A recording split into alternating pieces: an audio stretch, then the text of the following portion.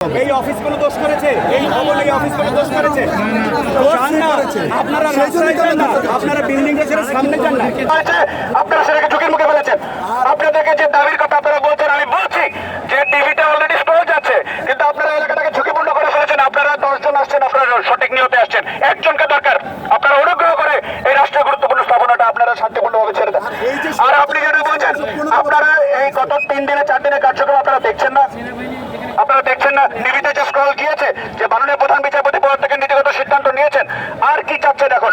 আপনি এখানে বসে এখানে এভাবে করে না, কার্যক্রম চলছে, প্রক্রিয়া দিন আছে, আপনি অনুগ্রহ করে এই জায়গাটা ছেড়ে দেন ভাই। আমরা তো শান্তিপূর্ণ অবস্থান করতেছি স্যার, আমরা তো শৃঙ্খলা করতেছি না। আপনি শান্তিপূর্ণ অবস্থান করতেছেন, আমি কি বলেছি? আপনার এখানে কতজন আছেন? আপনার কয়জন দরকার? আপনি কি এখানে প্রত্যেকটা ইন্ডিভিজুয়ালের নেতৃত্বে আছেন?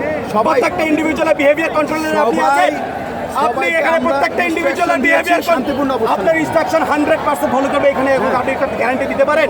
বিগত দিনে পারেন আপনি গ্যারান্টি দিতে? আপনি অনুগ্রহ করে যেটা সেই জন্য চেয়েছেন সেটা তো হয়েছে। আপনারা সহযোগিতা আমার করবেন। কাজ আপনারা আমরা সহযোগিতা করছি না। সেই জন্যই তো আমরা বলছি। বলছি তো এখন আমরা আমরা সহযোগিতা সহযোগিতা করছি। আমি তো সেই সহযোগিতায়, এখন আপনি আমাকে সহযোগিতা করেন। বিশৃঙ্খল পরিস্থিতির দায়ভারটা এই বিচারপতিকে নিতে হবে।